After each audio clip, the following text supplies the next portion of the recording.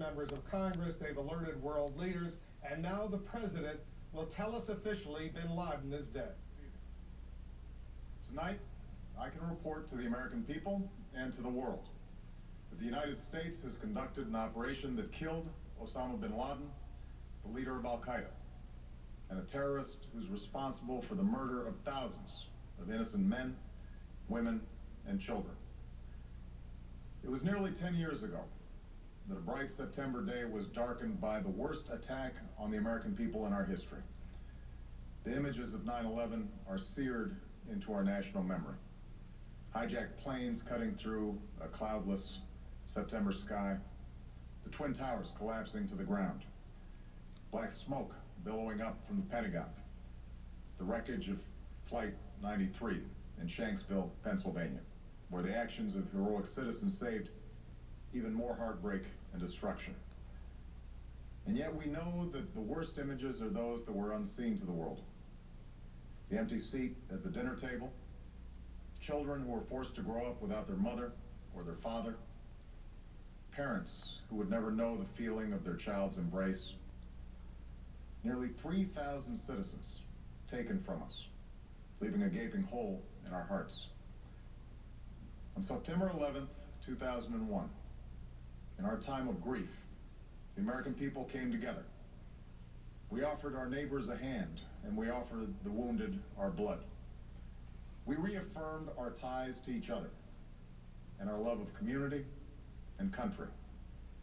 On that day, no matter where we came from, what God we prayed to, or what race or ethnicity we were united as one American family.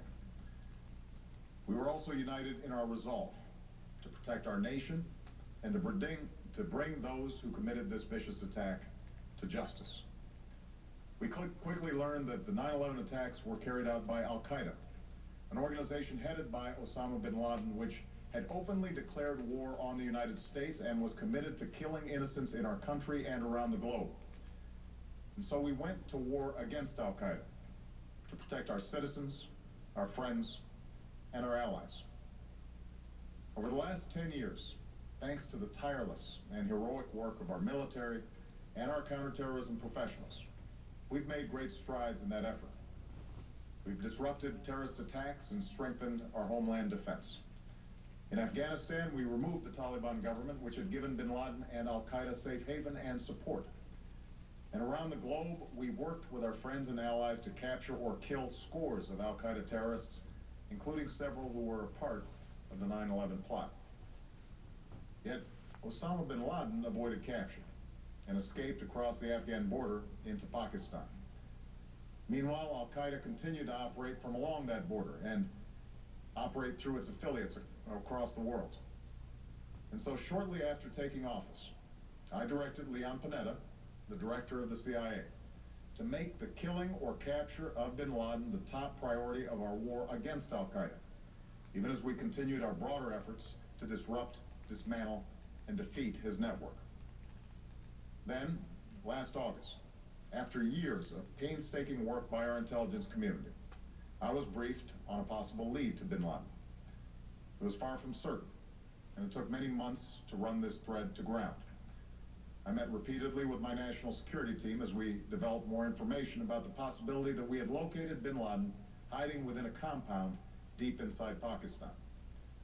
And finally, last week, I determined that we had enough intelligence to take action and authorized an operation to get Osama Bin Laden and bring him to justice. Today, at my direction, the United States launched a targeted operation against that compound in Abbottabad, Pakistan. A small team of Americans carried out the operation with extraordinary courage and capability. No Americans were harmed. They took care to avoid civilian casualties. After a firefight, they killed Osama Bin Laden and took custody of his body. For over 2 decades, Bin Laden has been Al-Qaeda's leader and symbol, and has continued to plot attacks against our country and our friends and allies. The death of Bin Laden marks the most significant achievement to date in our nation's effort to defeat Al-Qaeda.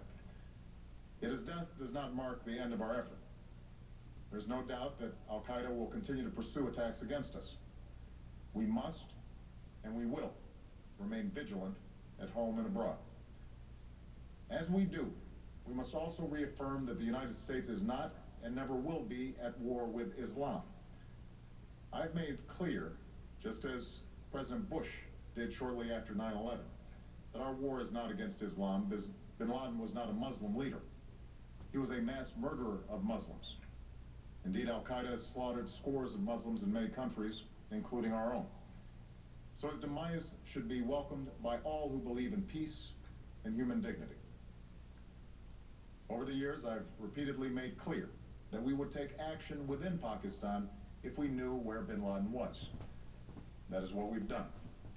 But it's important to note that our counterterrorism cooperation with Pakistan helped lead us to bin Laden and the compound where he was hiding. Indeed, bin Laden had declared war against Pakistan as well and ordered attacks against the Pakistani people. Tonight, I called President Zardari, and my team has also spoken with their Pakistani counterparts. They agree that this is a good and historic day for both of our nations. And going forward, it is essential that Pakistan continue to join us in the fight against Al-Qaeda and its affiliates. The American people did not choose this fight. It came to our shores and started with the senseless slaughter of our citizens. After nearly 10 years of service, struggle, and sacrifice, we know well the costs of war. These efforts weigh on me every time I, as Commander-in-Chief, have to sign a letter to a family that has lost a loved one, or look into the eyes of a service member who's been gravely wounded. So Americans understand the costs of war. Yet, as a country, we will never tolerate our security being threatened, nor stand idly by when our people have been killed.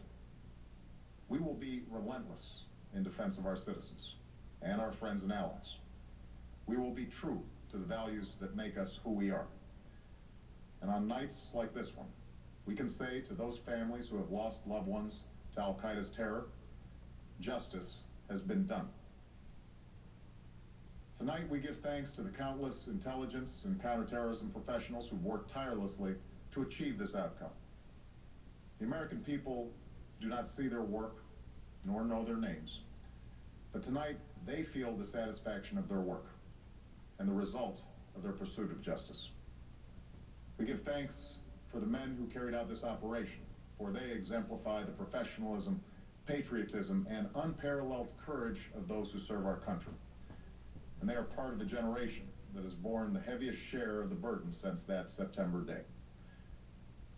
Finally, let me say to the families who lost loved ones on 9/11 that we have never forgotten your loss, nor wavered in our commitment to see that we do whatever it takes to prevent another attack on our shores. And tonight, let us think back to the sense of unity that prevailed on 9/11. I know that it has at times frayed. Yet today's achievement is a testament to the greatness of our country and the determination of the American people. The cause of securing our country is not complete, but tonight we are once again reminded that America can do whatever we set our mind to. That is the story of our history. Whether it's the pursuit of prosperity for our people or the struggle for equality for all our citizens, our commitment to stand up for our values abroad, and our sacrifices to make the world a safer place. Let us remember that we can do these things not just because of wealth or power, but because of who we are. One nation, under God, indivisible, with liberty and justice for all. Thank you. May God bless you. And may God bless the United States of America. President of the United States making the